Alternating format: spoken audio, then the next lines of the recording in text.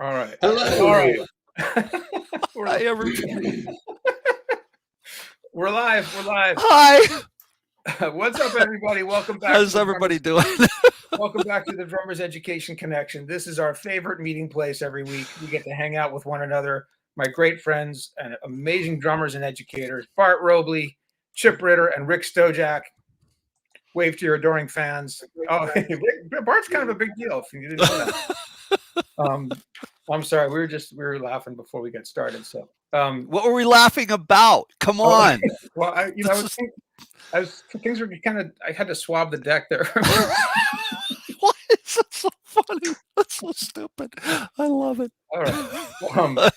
Hey, Anyway. we're here today to talk to you, our listening fans and audience, our community, about drum gear recommendations. So this is something we've been pretty excited about. We all are gear nerds and we love talking about gear. Sometimes before we go on air every week, we'll start a discussion about some practice pad or some drumstick or something. A half hour goes by and we've just discussed the tip of the drumstick.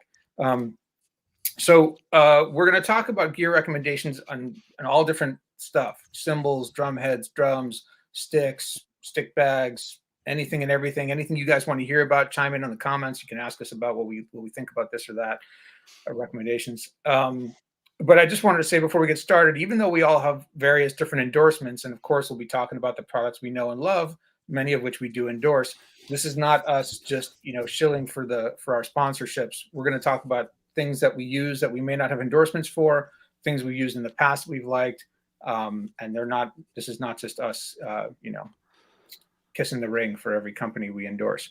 Right. So that said, let's start with instead of starting with the big stuff, let's start with the small stuff. Let's start with mutes and mufflers. That's an easy one, right? That's kind of a small one. And it's something that maybe when you first start playing drums, you don't even think about. It's not something you buy. It's not something you're aware of. But then as you get to get more and more focused on your tone and the sound that your drums create and how they fit into the mix and how they sound on recordings, all of a sudden controlling your sound becomes a pretty big deal, and getting rid of those overtones, getting rid of some of that ring. So what do you guys use? What do you recommend for dampeners for your drums? Gel Dampener Pads. Yeah. So what are those? What are those, Rick? I have. Oh, go ahead. They're in the family of the Moon Gel, and they're the little gummy bear little guys, and they make them in different sizes, and you just place them on the head. Bart, you have one right there? I do. I have a whole package of them.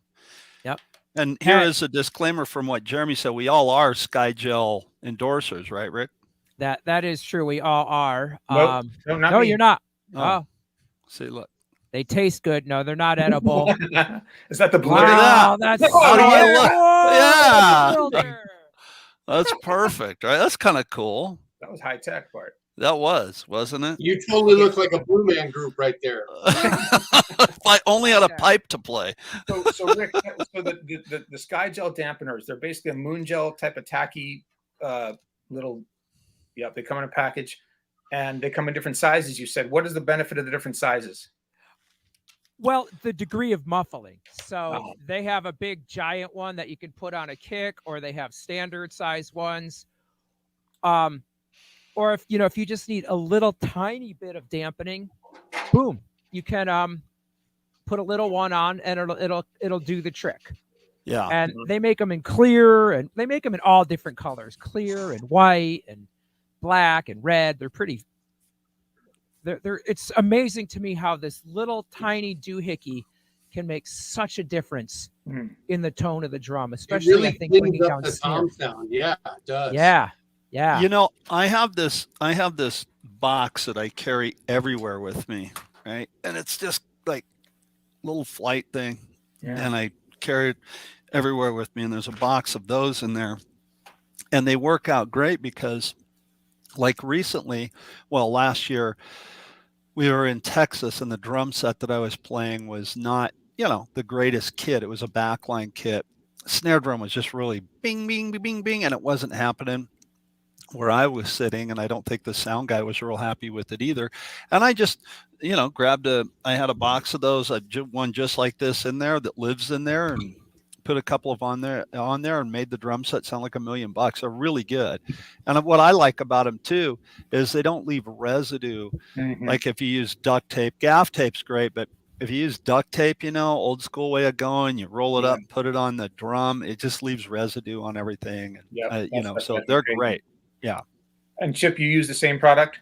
Yeah, I've got Sky Gel Dampener Pads on all my drums and my students' kits, and you know, the younger students like to play with them and mess with them and ask what they do, and it's a great little tool it's a great product for anybody that wants to dampen the harmonics or the undertones on their drum. It's nice stuff.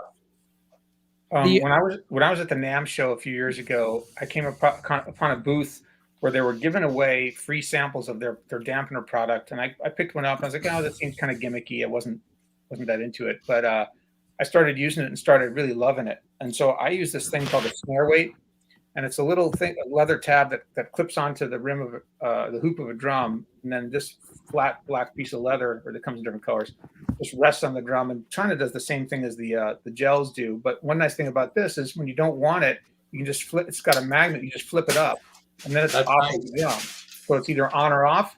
And then the other nice thing about it is you can change the degree of muffling because there's these magnets on the tips of the tabs. You can just fold it over, and now I've got sort of like a 2/3. Now you got less dampening, yeah. Yeah, now I've got even less again. So I've got like 3 different positions that I can put this in that will give me different degrees of muffling. And there's no, you know, they don't fall off, they don't get dirty, you don't have to clean them. They come in different sizes. Do you usually use it on full? Here's a big one that I use on my floor tom. Wow. Yeah, they're pretty cool. I love these products actually. Anyway, Snare weight. Right on, cool. Wow. Yeah. Now we know the old school is you would take duct tape or gaff tape and just put it on the head. And you could take a paper towel. I remember in the early days before we had all these products, is taking a paper towel and quartering it and putting it on the head, tape it right there. You could tape a wallet. That was the big thing. A lot of people tape wallets. The tea towel trick. Yep. What do you guys do? Hi, Kathleen Smoller-Smith. Thanks for watching. Sorry, I didn't mean to interrupt you there, Chip. What do you guys do for your bass drums? I use, real quick, let me show these things really quick since we're talking about dampeners still. These are, and I didn't mean for the interruption when you were talking, I just wanted to grab it off my snare drum. I use this as just the studio ring, you know, and then also some of the tone tabs. I like those because these ones are really reusable. I mean, you can stick these on and off. These are made by Aquarian. I got 2 of them stacked up there. Get a little bit deader sound out of the snare drum from the studio here. And they have those in clear and a white coated to match their head, so they'll blend right in. Yeah. On the kick drum, honestly, my kick drum, I don't have anything in my kick drum for mutes. My drums are pretty much wide open, but what I do have, what is muffling them is I use the super kick on the batter head and then the regulator for the front head. And I don't have one here to show, but the super kick has a built-in foam ring around it, and it's on the inside of the drum. And then the regulator, the front head, the resonator has same thing, but it has the foam ring kind of smaller right in the middle of the drum. And the 2 work together, and it just sounds like $1 million. Never, you know. And the only thing that's inside my bass drum is a microphone. I mean, that's it. That's all that's in there. So that's what I use. Chip, do you put anything inside your bass drum? I leave my drums wide open. I've got the Super Kick 10 on the batter, and it's got like Bart said, it's got a muffler on it, and then the regulator on the other side on the reso has a little bit of a muffler on it too. So I usually just leave my bass drum wide open. Yeah. Rick, how about you, Rick? Yeah, same thing. I have the Super Kick Aquarian Super Kick 2, and then of course I have like a little kick pad. You know, which adds just a touch of dampening, and it adds a little bit of stability where the beater hits the head. When it comes to students buying new drum sets, though, usually we'll recommend that we port the bass drum head and put something like a half a pillow or something in between. Right. Right. Yeah. Same with me. Yeah.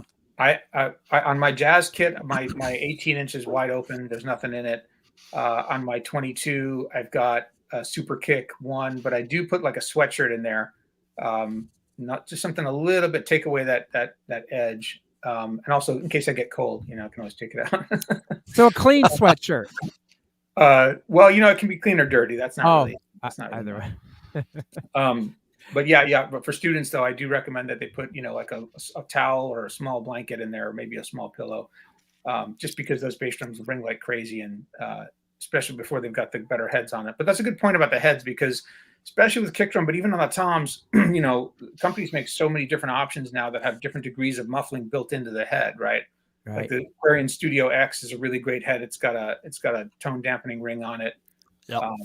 And I use those for a long time. Those are great. And you really can dial in the sound of your drums with the head so much more than you used to ever be able to. I think we should Yeah. answer. There's a lot of drummers, younger drummers, probably wondering, well, why do I want to dampen my drums? Well, I think that for me, it's kind of a double-edged sword, because I think like the bass drum you're talking about for younger students, we recommend to put a porthole in the front head and a pillow or a towel or something to dampen it. And I do the same thing with my younger students, because a lot of times they bought their kit and they've spent all their money, or their parents have spent a lot of money, and they don't want to go and spend more money on new heads. So we work with what we have. And I think if you don't, especially with the kick drum, if you don't put something inside of it, and it's, some of the entry level kits, and we'll get around to that in a little bit, but they don't, where they cut their costs sometimes is on drum heads. They don't put the best heads on there. So the drums are going to really ring. And you play the bass drum, and if it doesn't have some sort of muffling built into the head, it's just going to go nuts, But the reason that I like, circle back around and finish my thought on the super kicks with the muffling in them, I like those because, and if my students can afford and they want to do that, I always tell them to go ahead and do it, because I think that if you take if you had a guitar player and they bought themselves a brand new Guild or Martin acoustic guitar, this beautiful guitar, and it had a great resonating quality to it, and the wood just sounded beautiful, you wouldn't say, well, gosh, that thing's really resonating, why don't you shove a pillow in the sound hole? I mean, it's just not going to happen. And I think the drums are an instrument, and you want them to sing at you a little bit. But sometimes, depending on the head setup and depending on what's on the kit to begin with, they're going to sing too much and just be a little bit too bright. So I think if you take some, lesser expensive options, then, you spent a bunch of money on a drum set and you got to go spend a whole bunch more on a set of heads, Sky gels or damper pads or a little gaff tape or a pillow inside the bass drum. It's a great option, and it gets the drum set sounding really good. And then they're happy to play it, that it's not driving them or everybody around them nuts. Well, and to answer your question even further, Rick, like with those cheap heads, the really thin one-ply heads that they often will put on the drum set, when you hit it, it's just super bright and zingy, and it's not a very controlled sound. And a lot of kids who are playing rock, they don't want that really buzzy, bright, zingy tom sound. So you're wanting to dampen it just to get a more pure fundamental tone out of the drum. And that's, double ply heads or better quality heads will help that. But then these dampener will as well. Yeah. Well, let's switch the discussion to heads, because we're all Aquarian artists here, so certainly all of our recommendations are going to be under the Aquarian umbrella. But what do you guys use for heads? What do you recommend for heads for your students? It's very stylistic, I would have to say, and I think the part about what look you like. I think that if the instrument looks cool and fits your personality, you're going to gravitate towards it more. So I sometimes I really recommend for a lot of drummers getting a 2-ply head. I just find that they're a little bit easier to tune. You don't have as much dampening problems with a 2-ply head. I think it's kind of a good starter. I kind of use a lot of different heads. So I like to have students come into my studio, and each kit has different drum heads on it. Some 2-ply heads, some single-ply heads, and kind of sample them and see what sound fits your style. That's cool. Yeah. I think you should experiment. I really think. I think everyone should experiment. Sometimes it's funny. New drummers like, oh, the head is not the drum. They don't realize that you could change the head, and you could totally change the nuance of the drum, and you could even have, kind of a budget or an entry level drum set, and you could put a good drum head on it, and you can really get something okay to sing by the head. Oh, It's like, yeah, I agree, Rick. I mean, I Yeah. think 90% of the sound, really comes from the head and it being well tuned. The heads, top and bottom. yep, If it's a kit that has, which most kits nowadays do, but if you buy an old one with concert toms or something, that's a whole nother subject. But yeah, I agree with Rick. I think 100%. You've got to, it depends on the style of music that you're playing. yeah, Again, when you start talking about the budget, it is something that you do have to experiment with. You really do. You have to experiment with something. So what I usually will tell students is, go ahead and start with a 2-ply head, because like you said, Rick, they're a little bit easier to tune. yep, And Mhm. for a student, they're going to be way more durable. I use single plies on for me, but for a student, I'm going to say, you know what, go ahead and put double plies on there of some sort, and experiment with what you like, because they're easier to tune again, and they'll last you a little bit longer. And yeah, the look, I Yeah. mean, the Aquarium Reflector series, we're all Aquarium artists. Reflector series look cool. If that's something that they're concerned with, yeah, check that out. Guys, Kathy Smuller Smith asks, Kathy. where's the best place to order a Rezo head with a custom band logo? She has an Aquarian regulator. Do they have that option? I know Aquarian, you can't get your logo printed through Aquarian. I know, unless you're doing like a giant order. But so do you guys have a place you recommend for custom logo heads? Drumart.com. You Yeah. just took the words out of my mouth. Yeah. That's right. I got a couple drumart.com. of those, from there as well. They're pretty solid, and that you can get whatever head you want through them. Yeah, when you order through them, you tell them what head you want, and they usually have most of them in stock too. Kathy is a student of mine. She's an awesome drummer, and she's got an all-girl band, and they're called Broadband. Nice. I Awesome. love Nice. that That's great. band name. It's That's so awesome. rad. It's so Broadband. rad. So That's great. Yeah. yeah. So hopefully we'll see a Broadband logoed head. That'll be cool. That would So- be cool. I Go often, on, Kathy. I always recommend texture coated for the snare. To me, this is sort of, it's like for those of you who aren't familiar with Aquarian, it's kind of like a Remo Ambassador, but better. And when you tap the drum heads just out of the box before you even put them on the drums, if you're trying to get a sense of what your drum's going to sound like, if you just tap it, you can hear all that ring out of that single ply head, even with the coating. But here's a double ply head. This is a Super 2 clear. Can you guys hear the difference over Zoom? Oh, Oh yeah, I mean, you could hear much the tone. better.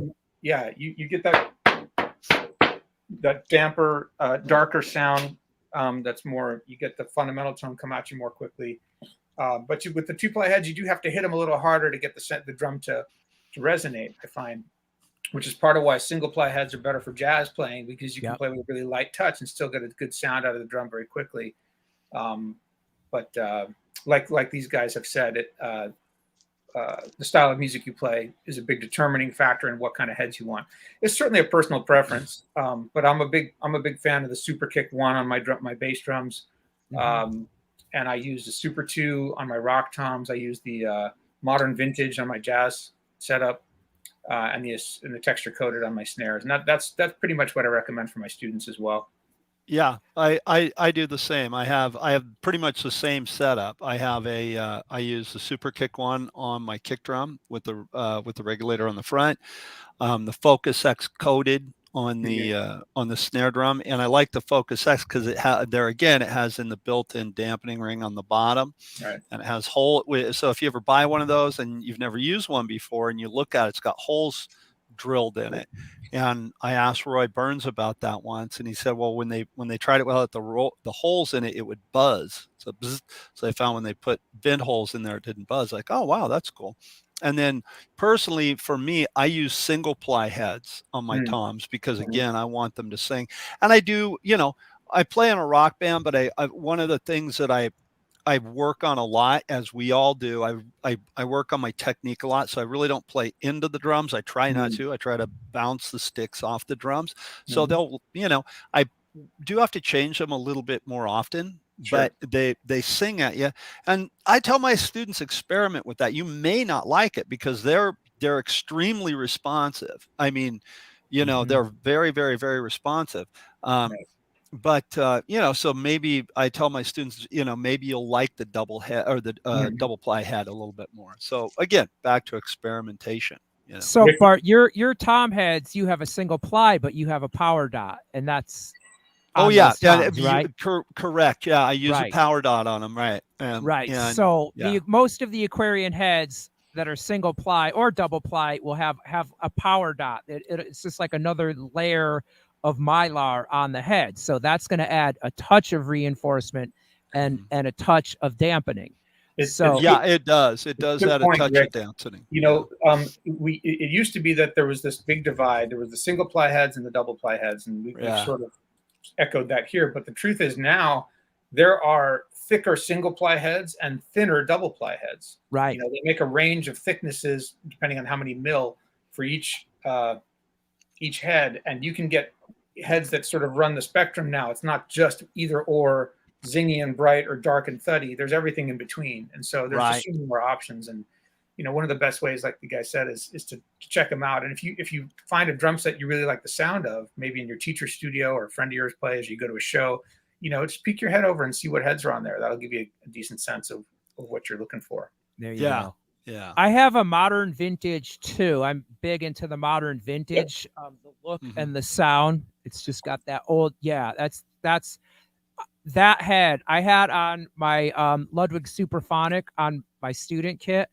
It was played for 800 hours. And that was a modern vintage too, right? A modern vintage too. Yeah. Over 800 hours. I calculated, you know, how long it took and how many lessons, and the thing still sounded good. So that's what I was going to ask. Did it just kind of like die out, or did it rip, but it neither? No, and neither. I just wanted to change to try a new head, and it was still sounding good. And I just thought, man, I want to get everybody to sign this drum head, all my students. So you showed that on deck one time. You showed that on one of the episodes. Yeah, one of the earlier episodes. Yeah, you know, that's cool. It's worth mentioning, you know, that all this stuff is personal preference. You know, I mean, we've all been playing for a long time, and it sort of, you know, evolved into the gear that we like, right? Or you know, with our choices, and we have very, you know, we can have long, intense debates about heads and sticks and what's better, but it's really, you know, what works for you, what helps you get the sound out of your instrument that you're trying to get. And there's a range of stuff that'll do that for you, you know. And the technology now is so much more advanced than it used to be, and the options are amazing. But I suppose, you know, part of why we're doing this show today is to help you navigate through those options, because if you don't really know what you're looking for, or it's pretty overwhelming. You know, you go to the store and there's a bin, or there's several bins of, you know, 50 different pairs of drumsticks, and you're like, plain, you know, what are you supposed to do? So, you know, over time, as you play the instrument more and more, I think you start to get a sense of what you like and what you want the sound, what sound you're looking for, that you're imagining in your head, and then you get the gear to help you achieve that sound. Does that sound right to you guys? That does. Yeah. And I think you should play what you love to play, and I think you should experiment. I agree. Sometimes you might see a player play a certain kind of head, and like, well, they play it, but you might not realize that they change the heads every gig. Right. Because they have an endorsement. When I was in my 20s, I used to go to the local drum store, and you know, they had the big bins of sticks with the slots, like the pigeonholes, and I would take out every pair and go to the practice pad next to the thing that was on the counter, and I would try every single pair out in the bin, and I'd narrow it down to 3 or 4, and I get a pair of each of the ones that I like the most, and then I'd play them for a while, and then maybe I'd give up on one, but I really liked another one, and you know, ended up with just a handful that I would play most of the time.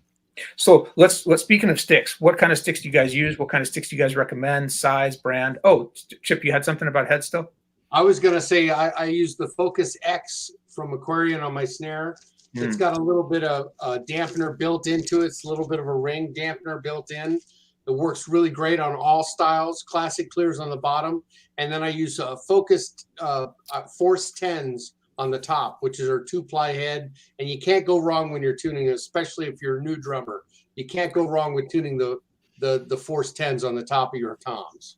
Chip, how does the Focus X on the snare compare with the texture coated? The texture coated is a bit thinner and lighter, and this is a bit thicker. And so it's a more heavy duty solid head. It's 2 plies. And how would you describe the sound difference characteristics? It gets into the medium and a deeper tone. Okay. Yeah. Again, style, personal preference, right?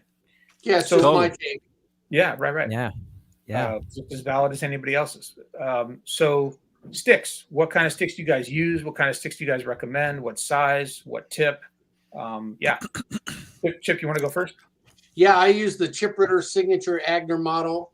I developed it with the owner of Agner Drumsticks, with Brian Cupp and me, and we put together the combination of a 5B and the Buddy Rich Signature stick. So it's a wood tip with a modified shank on it. It's great for all styles. It's a little heavier. It's not really a jazz stick, but pretty much everything but jazz, it's a go-to stick. So that's the one I use and recommend. I usually give a pair to my students when they come in. Oh, that's sweet. You give a free pair of sticks to every new student? When they're brand new, yes. Oh, that's beautiful. I love that. Can I take a lesson? Yeah. Sure. Are they good for juggling? Yes, they're really good for juggling. They're magic sticks. In fact, they're dipped in magic paint from unicorn blood in Switzerland. Yeah. You know, it's easy to have that happen because of the technology we've been anointed with. Yeah. Dude, I was just gonna ask you, is that the technology you're anointed with, and try to jump ahead of you on it, but you beat me to it. Okay. Nice. I use and I don't believe I don't have a pair in here to show you. I use the Vic Firth Bart Robley Signature Series, which is a basically a 5A with the teardrop on it, and I like the Vic grip, which is it's it just helps you hold on to the stick. That just dipped in a red rubber coating, and it just gives you a little bit extra, grip on the stick. It doesn't, at first takes a little bit of getting used to because it chews up your hands just a little bit, and I don't not even close to Chip, but I'm always spinning my sticks and doing that, and it'll chew up your fingers a little bit at first. But, as far as playability, man, they play great. They sound great, very well balanced. I do recommend, if they're not going to buy my stick, I do, because I endorse the product, I really do recommend Vic Firth sticks because I think they're really well balanced. And Jeremy, you had mentioned, the technology and checking out sticks. I remember doing the same thing. I'd go to the store and I'd take all the sticks out, I'd set them on the counter, and you'd have to roll them to make sure they weren't warped. That kind of has gone away. I haven't had a warp stick in a long time. I think that's a long time ago. Sticks are really fine tuned now, and I think Vic Firth, in my opinion, really has it down. But most of the companies do. They really have it down. I tell students to I like wood tips rather than nylon tip because I think the wood tips they're very warm sounding, and when you're riding on the ride cymbal or the hat, they're just warm sounding. To me, nylon tips, they're a little bit bright. And again, this is kind of something that's a problem that we don't have too much of anymore. But I remember back in the day, nylon tips, they'd always fly off. That doesn't happen too much anymore, I don't think, for the people out there that do use nylon tips. And again, it's kind of like the drumhead thing. It's a personal preference. I mean, what do you like? Do you like 5A? Do you like 5B, nylon tip, wood tip? You got to experiment. Do you like Q-tips? Swabbing the deck. But yeah, I think that it's a personal preference thing, and what fits your hand. So that's what I do. That's Rick, what I always recommend. Well, that's a key thing, Bart, is the stick that fits your hand and style. Right. So, if I have a new student come in, a lot of times they're going to say, well, what stick should I buy? And I'll say, come on in first. do your first lesson. Mhm. And then I have a huge collection of Vic Firth sticks right in here. I've been a Vic Firth artist for over 12 years. And you have to look at it. Everybody's hands are different, you know? Right. So what is the right stick for you might not be the right stick for me. So I like to have people kind of sample them and check them out and see what fits. And style is going to be a factor too. I always think a good rule of thumb is to start off with a 5A. However, it's probably the most medium weight stick that there is. Yeah. You can always find a Vic Firth 5A. You know, if you're on the road or anywhere, you know, you usually, you know, it's probably the #1 sold stick in the world. Right. So I've been using those with a barrel tip for a recording I've been doing, and I just love the sound of that wooden barrel tip on the cymbals, and it's just so pronounced. So, like you, Bart, I've got a lot of the Vic grips. Yeah. I really like those. Some people have said, "Oh, you could hear the nuance on the cymbal," but I haven't heard any nuance on the cymbal from the grip. So I haven't either. Yeah. And then for a little lighter, a stick that I love, a lot of my students like, is the Vic Firth Questlove.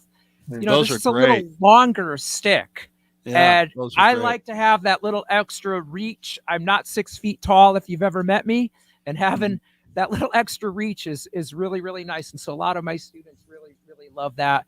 And then another one, just a recommendation for a nice longer stick is the X8D. It's not as wide as a 5A, so it's just a little lighter and it's a little longer. And man, that stick just feels so good. The Peter Erskine one's a good one too, because it's like a 7A, but it's a little bit longer. It's a thinner stick, but it's a little bit longer. Those are great. Exactly. One thing I tell students to stay away from, I don't know if you guys ever do this, but like if you have students and like their parents buy them a beginner's kit, or they get them a set of the little short sticks. I mean, even for little guys, I don't think the balance point is there. And I know there's a couple of the companies that make them, and I know that I'm an adult and my hands are much bigger than a little kid's hands, but you can see it. I mean, you guys know what I mean. You can see if a fulcrum effect is working with the student.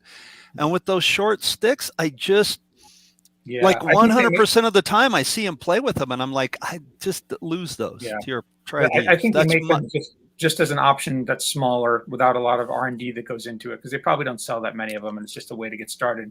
Because for little kids, for whom the sticks are just too big, you know, I get that.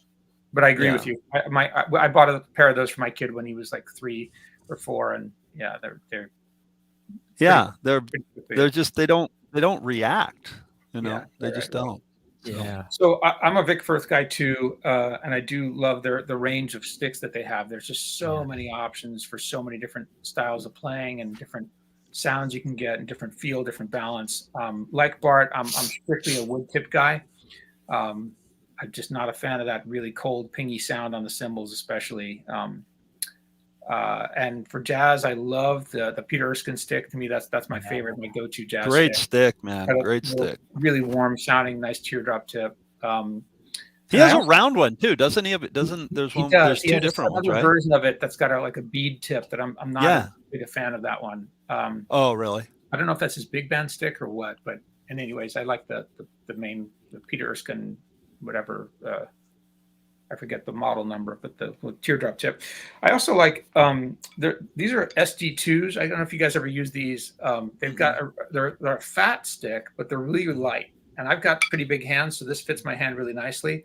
But it's got a really small tip. It's got a tiny little P-shaped tip, and these are really especially good for drum rolls. And I use them. They're hickory? They're hickory, right? No, these are maple. So they're wow. Are they really light? They're pretty light. Yeah. They're pretty light. These are especially good for playing rolls where you want a light touch. So will my rolls sound that good if I buy those sticks? Well, if you take some lessons with me that night, you know. Okay, I and if you dip them in the paint that Chip uses with the unicorn blood from the planet unicorn blood from the planet Drum. The rainbow. You know. Yeah. Anyways, I use these for a lot of like New Orleans second line playing where I'm doing a lot of drum roll. Oh, yeah, there you parade go. style stuff. These are great for that. Yeah. And like you guys, I recommend sort of the first place to start is a 5A, and then sort of if that doesn't feel right, we can adjust from there. But I keep a dozen of those in my studio to hand to students. It's surprising to me how many, like I've got a pair of Weckel sticks here. How many of like a signature series stick have a 5A feel to them. I mean, this is a Dave Weckel stick, and it's a 5A with which I think it's the same length and everything. I mean, it feels like a 5A to me, and I think it's just a go-to for most guys. The Weckel's got the barrel tip, right? Yeah. Oh no, the Steve Gadd has the barrel tip. Steve has a barrel tip. Yeah, I like those as well. Yeah. I think we should talk a little bit real quickly to what we're so gear tech geeked out here. Yeah. But a thing that everyone might be interested in knowing is about the taper. The taper is the the from the top of the stick, from where it's thin and then it gets longer as it goes. Right. So if it's super thin at the top and then it just gradually gets a little fatter, that's a long taper. Right. Yeah. And so that long taper is going to give you a great rebound. Yeah. But it might not have as much durability. So that's just something to keep in mind. The Vic Firth American Jazz 1, if you haven't played that stick, check it out. It's got this super long taper, and man, you hit a ride and it just jumps right back. Yeah. We're playing on a trampoline. The response is different without getting too far into the weeds about inches and millimeters. Like the shorter the taper, or the neck, I think it's called here, it's going to feel like different when it comes off the drum and off the cymbal. Yeah. And so you just gotta play around with them and see which one you like the feel of. Also, but the tip shape is a really big deal too, because I'll demonstrate this to students.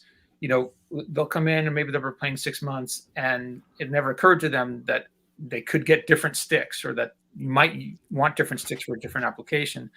And then I'll take the 5A and I'll just play some strokes on the cymbal, just some simple quarter notes. Then I'll take an SD2 or a Peter Erskine stick or a Steve Gadd stick, and I'll do the same thing. They're like, whoa, wow, that really sounds different.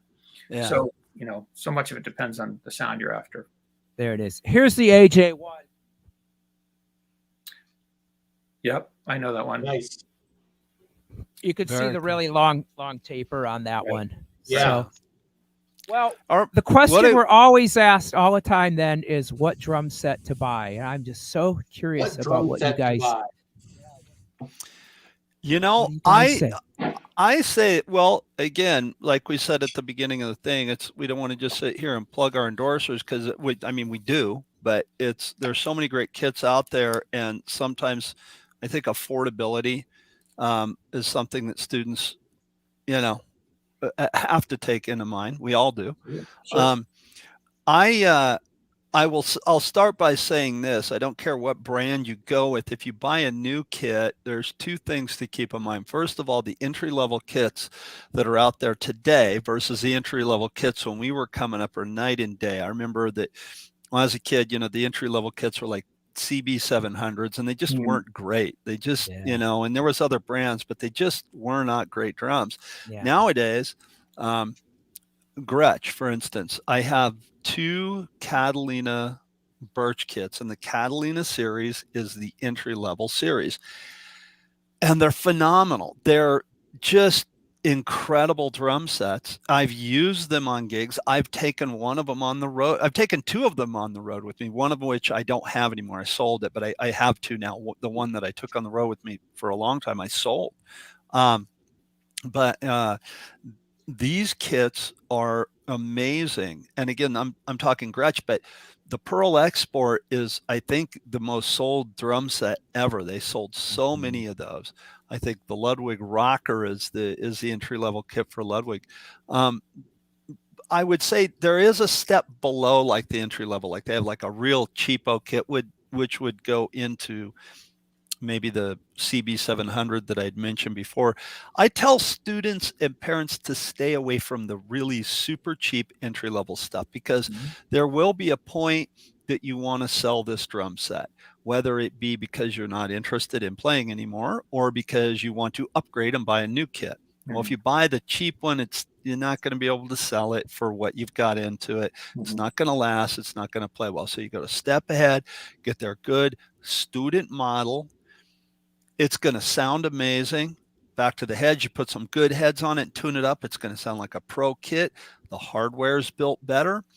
And if you decide you want to upgrade 5 years down the road, you're going to be able to sell that kit for a fair amount, especially if you keep it in good shape. So, you know, that's what I tell students. And then last but not least, I always say as well, don't be afraid if you're on a budget and you don't want to buy new, don't be afraid to buy a used kit, because let's say you buy a used kit from somebody that is either doing what I just said, they're getting out of it because they're not interested anymore, or if they're moving up to a new kit, you're going to get a lot of extras with it. It's going to come with, you know, if they're getting out of it, you're going to get a stack of drumsticks and a drum rug, and here's some books that, you know, I never play anymore, and some cymbals and a couple of gig bags and a case, and you'll get a lot more for your money. So don't be afraid to go used either. Just know what to look for if you're going to buy a used kit. Yeah. So that's my 2 cents.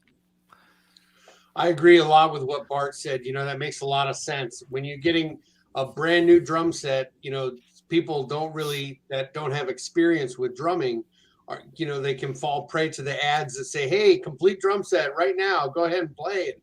Sometimes it's a very, very cheap drum set that's just going to sound bad and be a bunch of headaches, and you're never going to be able to resell it. I usually lead nowadays with kits. Entry-level kits are night and day, like Bart said. Now they're better. The entry-level kits are better. And I think the Pearl Roadshow is a great starter kit for a professional sound level. And it comes complete with cymbals and everything that you need. And it's, you know, it's not out of a big price range. It's a really good kit to buy. I recommend that a lot. I also recommend the Simmons electronic drum sets. They've got some really good deals on electronic drum sets that they can play with the kids, get their headphones on, and they don't bug the neighbors with them. And it's a really good thing to start with. So that's my recommendation on drum sets. I've got some YouTube videos out there playing some of the Simmons kits. Cool. Right on my YouTube channel. I also will often recommend used as an option if anybody's price conscious, because, you know, you can usually get away with spending about half as much on a used kit as you could on a new kit. That's sort of a rough rule of thumb. And there's value out there. You know, there's stuff that you can find. You just have to know what to look for, like you said. So I always advise people to stick with name brands, you know, Pearl, Gretch, Ludwig, Tama, Yamaha, and to make sure the hardware is in good shape, you know, and that things aren't fatigued and screws missing and strip threads and whatnot, and that the drums are perfectly in round. And if they have a chance to check out the bearing edges, make sure those are clean. And usually they are, almost always. You know, and then a throne is a really important piece of equipment too that often goes overlooked. Thank you. And you know, drummers will say, "Oh, well, here's the drum set. Oh, but then I got to buy the throne extra because it's never included." And oh, I'll just get the cheap $30 throne since I just spent, you know, $600-800 on a drum set. And boy, that's a big mistake, right? Yeah. That's probably the you got to take care of your butt. Yeah. Well, it's not just your butt. It's not just your butt, man. You got to take care of your butt. It's also your back. It's also your neck. Your back. You know, yeah. Right? It comes from everything that you do on the drum set comes from that place. Yeah. So a comfortable seat that's easily adjustable, that doesn't slip. Yeah. Got a nice cushion that sits, you know, that fits your body well. That's so important. I'm as far as thrones go, I am a huge devotee of Rock and Sock. I think there you go. The bomb. And, me too.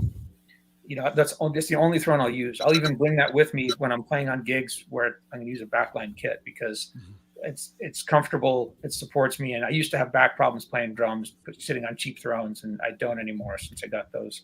Yes. I think I have like 5 of them. Anyway, but yeah, you know, Yamaha makes a really nice entry-level drum kit. The Stage Custom is really nice, solid made kit, nice hardware, easily adjustable toms with the ball and socket joints. But honestly, you're not going to go wrong with any of the big companies. Gretch makes beautiful. The Catalina, I've got several students who bought those. Those are fantastic. Yeah. Ludwigs are solid. Tamans are good. Pearl Export is always, or the Roadshow. Those are all great. You know, the drum kit, the drum company that I endorse is Brooks, and that's just a boutique drum maker out here in California, and I can't recommend those really to any of my students because it's, the price level starts at the very top. Right. And there's no one's looking to spend that money unless you're upgrading to your sort of last pro level kit kind of thing. I got a question in regards to that. Have you ever had a drum student kind of go backwards or do it backwards? Like they go, I had a student one time that they went and saw Metallica. And so now the kid, he wants to be Lars. So his dad, money was no object for these people. And they went out and bought like the best of everything. The kid never played a note, and he got a full set of DWs, beautiful set of cymbals, got to get an upgraded double bass drum pedal and the best snare drum. And the kid didn't know how to play quarter notes. And, he got into it because of the concert. Well, 6 months, 8 months later, right, he's not into it anymore. And dad wants to sell this kit for the money he's got into it. And you're just not going to be able to do that. And he spent a lot of money on that drum set. Have you ever guys have that happen? No. Yes. Happening. Oh, yeah, have you, Rick? Oh, yeah, I've seen that happen. Oh, absolutely. Yeah. Then they have to figure out that, you have to learn the instrument. Like, right. What about you, Chip? Have you seen that? Have you had somebody do that before? I've seen that happen before with people that have like money is no object, and they go out and buy the top of the line drum set and then lose interest. But that, that's part of life. That's part of what people do. You can't really control them. Yeah. Oh yeah.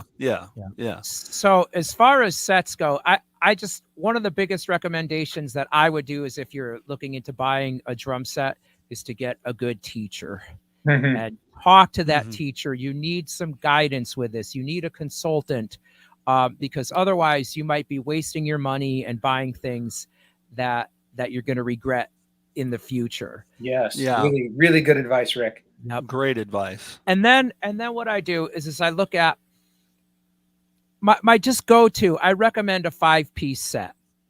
Just overall, a kick, a snare, 2 mounted toms, and a floor tom. Okay. Yep. But I think people have to go with where their passion is. If you are way, way, way into it, like these big giant kits, like you're a freak for Neil Peart or Keith Moon of the Who, then go ahead, get that giant kit if you can afford it. You don't. I have a great teacher, Rick. Who said that? That's so funny. Somebody on Facebook said, Kathy Smoller Smith. Oh, Kathy, you're the best. Thanks, Kathy. So I find so many songs that I'm working on charts have 3 toms. And it just seems to me that so many of the kits right now had just a mounted tom and a floor tom. And I've had people just get that and then they regret it. So if you want to just strip back to a 4-piece kit, that's just totally fine. Well, the other point about that is it's so much easier, it's one thing to just, you have the extra tom, you don't set it up if you don't want to use it. But if you buy a 4-piece and then you want a 5-piece, you're kind of stuck because it's going to be really hard to get those individual drums. And especially if it's a rubbed finish, if it's a lacquered finish, they often won't match exactly. Yeah. So you go for a 5-piece. I totally agree with that. Exactly. I am 100% with you on that. Then I think what you need to do is go with the kind of look and style of a kit that really resonates with you. That's going to get you really excited about. Yeah. Figure out, do you want a wrap, right? Yeah, you've got to love it, and it's got to fit in with your personality and your style. Right. There's wraps like all of the Sparkle kits or all like the pearl kind of finishes. There's the wraps. Then of course there's the natural finishes that look like, you can see the wood. Yeah, it looks like a nice, beautiful piece of furniture. Right. There's more exotic stuff like Chip's trick drums, with that cool green metal wild look, There's acrylic drums. Acrylic drums are so cool. I have a DW acrylic kit that people freak out over, and it's just so fun to play. So, you have to go with what resonates with you, with your style and the look.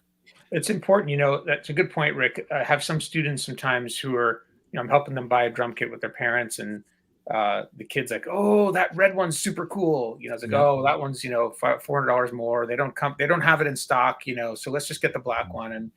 you can see the kids a little disappointed. It's like, you know, this is a long time purchase, and you Right. really, if you can, motivation is so hard to come by for students. You really want to get anything you can to help with that. So if a red drum set's going to motivate them to practice more, wait and get the red drum set.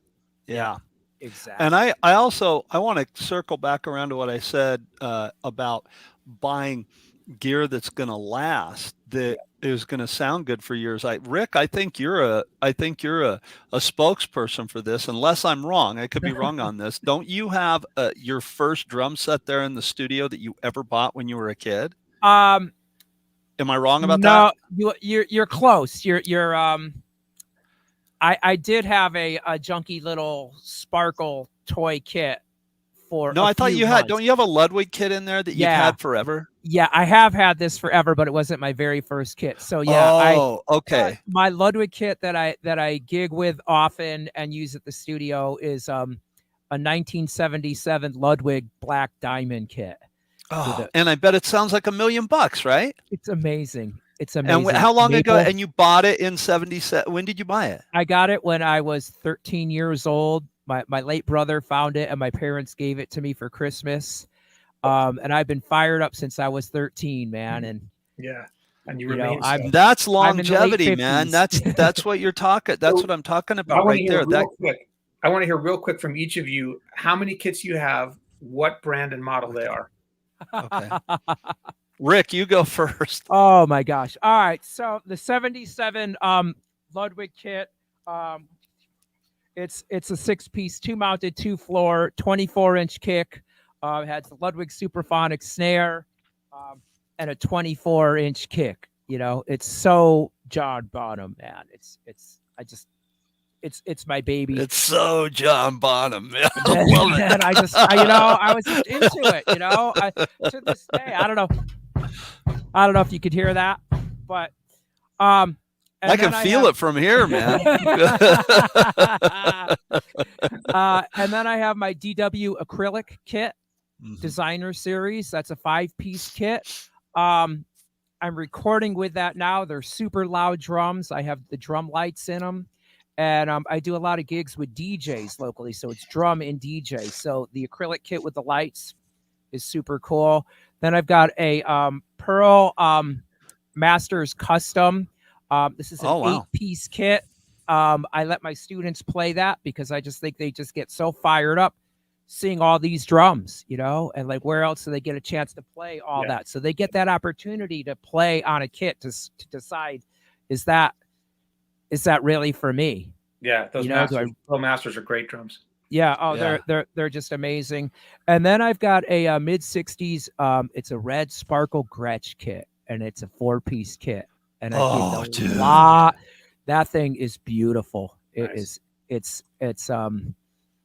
What are the sizes on that kit? What are the sizes? It's got a 20-inch kick, standard 14-inch snare. It's got a 13-inch mounted tom, and it's got a 14-inch floor tom. I bet that 13. I bet the whole thing sounds great, but I bet that 13-inch tom just sings, man. Oh, the whole thing. You know that. I bet, man. You know, and I think a thing that we should. Is it a round badge? Sorry, I'm totally geeking out. Yeah, it's a round badge. Oh, you're killing me. You're killing me, Rick. Yeah. You're killing me. And I think the thing that the question that I get asked a lot is, for instance, does Ludwig make good drums? Does Pearl make good drums? Does Gretch make good drums?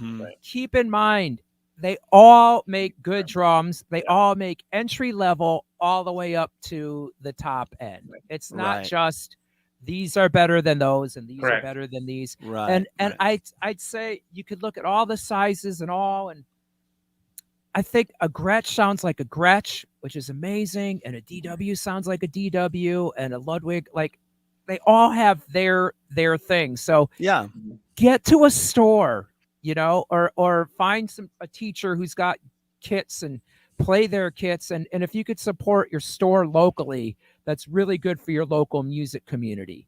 And try, you know, and that's also a place to hang out too, which is part of the culture of being a drummer. So support that local hang and those local stores. And you just got to sample everything and then make the decision. Yeah. That is one of the difficulties about buying a drum set nowadays is you can't really, it's really hard to find places that have got drum kits set up where you can ABC them.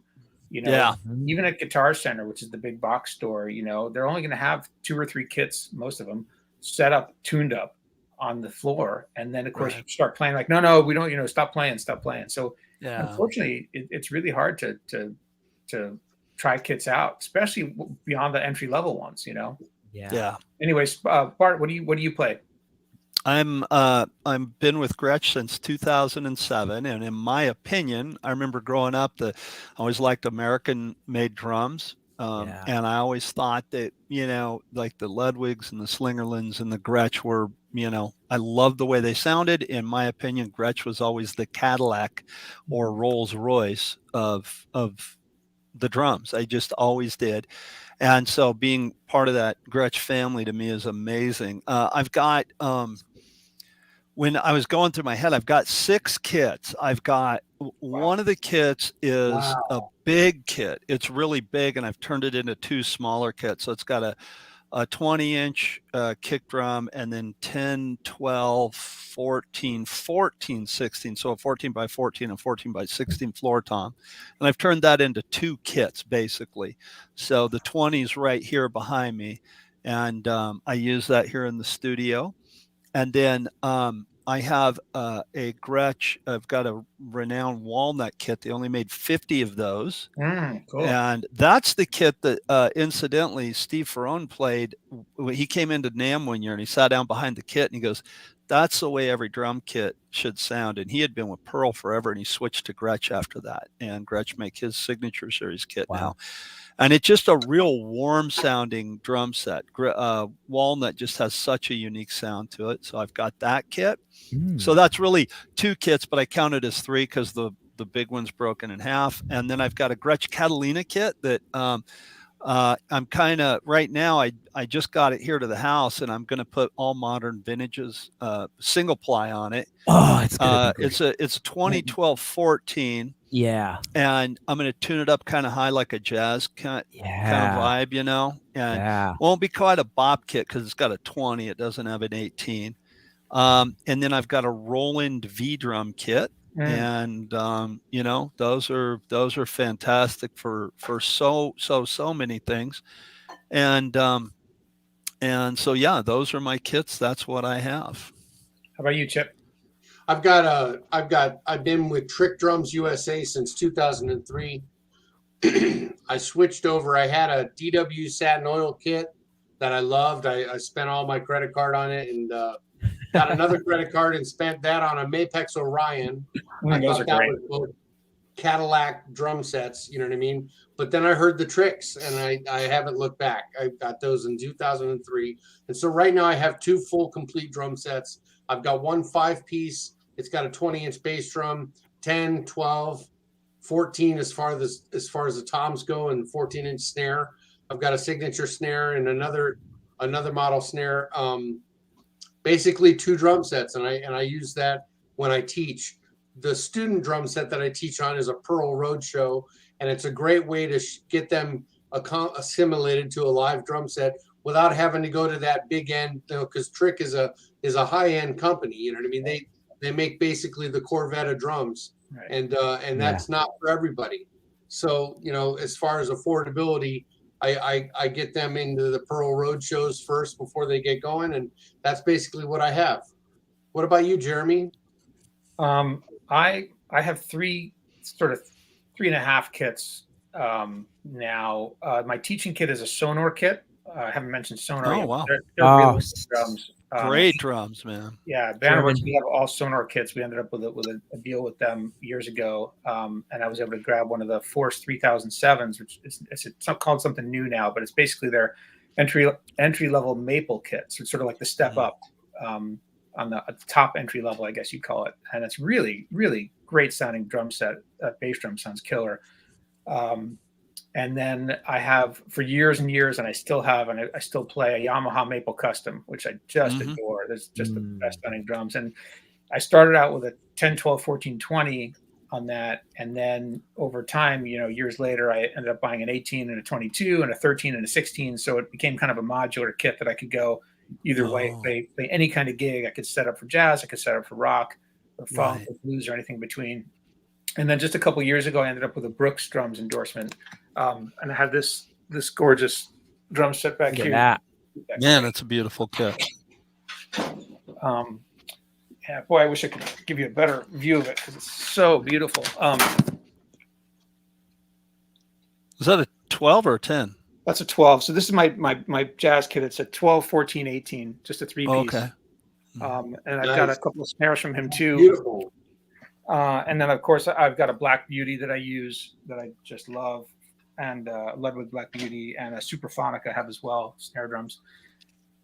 Jeremy, are you going to play that Brooks at the Monterey Jazz Festival? Yeah, there you gig, go. Congratulations on the Monterey Jazz Festival. Thanks, Jeremy's going to be playing there. That's yeah, thanks you guys. I'm really excited about it. This will actually be my third time playing there. Maybe 10 years ago. So it feels like it's brand new again. I'm super excited about it. It's a great Good gig. for you, man. Yeah, thanks guys. I appreciate that a lot. I'm probably not going to play that kit because they backline the kits there because they have artists coming on and off stage so quickly. They have a backline. Oh yeah. But I'll bring a snare and I'll bring my rock and sock throne probably and my cymbals. I know we didn't get to talk about cymbals today, and we could probably do a whole episode just on cymbals, right? Easily. We'll do an episode on cymbals for sure. Yeah. Yeah, we didn't talk about cases too, and that's something worth talking about as well. I was going to throw that in there. I think we do have to end with this though, because we've talked drums and stuff like that, and we've all said something about snare drums. So let's do this real quick and maybe wrap it up. But an entry-level kit, you change out the heads, you tweak it in, you can get that kit sounded fantastic with a great set of Aquarian heads on there, tuned up, dampened up, and make it sound really good. And any drum set, I don't care, and most drum set endorsements, a snare drum is an accessory, and a drum set is going to sound, the focal point's going to be the snare drum, and it will change as you the sound of the entire drum set will change as you change the snare drum.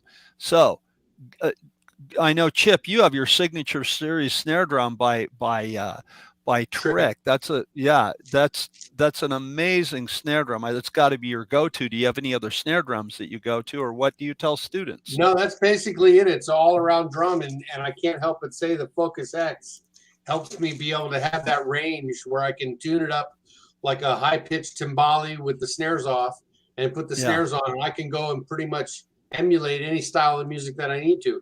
I've not once played a gig where the guy looked back and said, "Are you sure that's the right tuning for this?" It's never happened. I have a medium tuning in my range, and I play pretty much all styles with that. Cool. Rick, what about you? What do you say to students, and what's your go-to? Well, I have about a dozen snares, so wow. I'm an addict. Me too. I've got a lot of snares.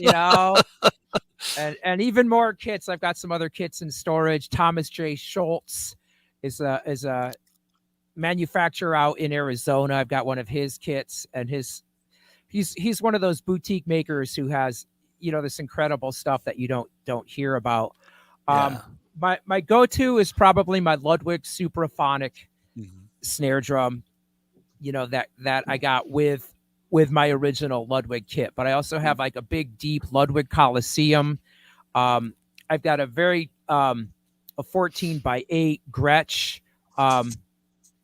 It's a mid 60s snare also, and that thing is just a cannon. And so each one has their own unique flavor and sound, and it's just fun to experiment with them all. Yep. So, Jeremy. So I've got, I think, 5 snares only. My go-to for brass is the Ludwig Black Beauty. That's I use that probably on more gigs than anything else. Yeah. I also have a Supraphonic, which I used for years and years before I bought the Black Beauty, and I still will break it out on occasion, but I have that kind of dedicated to second line and New Orleans stuff, because I've got this great Aquarian head on it that actually has a clear ring around the outside instead of a muffle ring. It's like a free ringing So like the head is white coated, but then the outer ring of the head is uncoated, and it encourages all the overtones. So you get a very sort of loosey goosey parade style snare drum sound, which is great. So I've got the Black Beauty, the Supraphonic. I've got 2 custom Brooks maple snares that I love. And then I've got my Sonor snare that came with the kit on that one. Fantastic. Man. Fantastic. We're such gear nerds. Yeah. Bart, what are your snares? I've got right over here. I just put it up the other day. I've got a 6.5 inch, all 14, 6.5 inch deep Supraphonic that I love. You just sounds great in the studio. I've got a 5.5 inch Supraphonic. I've got 6.5 inch Black Beauty, 5.5 inch Black Beauty, which is like my go-to that I carry on the road with me. Pretty much my main snare drum. It's got and both the shallow Supraphonic and Black Beauty, I have wood hoops on. So an amazing side stick sound. I have a free floating. It's their version of a free floating. I've got a Gretch free floating drum. It's not like a Pearl free floating, but it's a free floating Gretch drum, and it's maple, brass, and maple. It's an amazing warm sounding snare drum. I've got the snare that came with the walnut kit. And that one is a 5.5, and then I've got a 6.5 inch deep. The company's no longer in business. A boutique snare drum company that I endorsed for a while called Symphonic Snare Drums, and it's a solid shell snare drum. He turns them on a lathe. They kind of have a bowl shape to them, very, very, very thin shell, and it has the bowl shape to it, so it doesn't kind of collapse on itself. And that's an amazing snare drum. So that's an elm drum. It's made out of elm. Oh, cool. I've never even heard of an elm drum. Yeah, well, he made them out of 2 different woods. He made them out of elm and podocarpus. And yeah, right? Who knew? Whoa. Right? Yeah. Wow. And very really great sounding drum. And again, the bearing edges are like razor sharp. And they sit in a little bit. So like there's space between the hoop and the bearing edge, and it kind of looks weird. But man, just an amazing drum. Fantastic sounding drum. And so yeah, but my go-to, I mean, out of all those, I mean, is a Black Beauty, you know. And again, I tell my students, I'm like, look, you have to experiment, and I also carry 2 snare drums with me when I'm on the road. And I set up a side snare, and I could geek out on why I do that in case I break a snare drum head. But I have 2, which I don't do, but if it does happen, it has happened. I have the side snare there. And I have 2 vastly different drums. I carry the Black Beauty, and then I have the Gretch free floater that I carry, because sometimes the Black Beauty doesn't work in a certain room. And that's one of the things I tell all my students. You get into a certain room, it's like no matter what you do, it just doesn't sound good. I can't get this drum to sound good. And so I change it out, put up a different drum. Hey, wow, it sounds great in this room. So I have to share that with my students a lot, because you don't know what you're going to find yourself in, you know, the situation you're going to find yourself in. You want your drums to sound good for the situation. All right. Well, that's it for us today, you guys. What a great episode talking about gear we love. And thank you guys for all your recommendations. I'm curious to, when I get down to your drum studios, to check out some of your gear for sure. We'll be back next week. Thanks, you guys, for tuning in and supporting our community, being a part of it. Please let us know if you have things you'd like us to talk about, or guests you'd like to have on the show. We do have some really good guests coming up in the next few weeks. And what's on for next week? We're doing another roundtable, right? Yeah, we were going to do questions. Yeah, and I this is a good place to jump into this. First of all, last week, for those of you guys who are watching, was a symphony of errors, and Tony is really apologetic. He was just having some computer problems, and he was unable to get on with us. And then so it wasn't meant to happen. Then we got on, and my internet the whole internet went out. And so Tony, that's what I'm saying is because Tony is going to be on the show. We just got to get him scheduled in, and he said that he apologized for not being able to make it happen, but that's why we got started so late last week. So that'll be a good one to kind of finish up the student questions for next week. So I just wanted to say, I forgot to mention that earlier. Yeah. So All right. Thanks, you guys. We'll see you next week. See you Thanks, guys. everybody. Thanks, See you then. everybody. Take care. Bye-bye. Hey, Josh.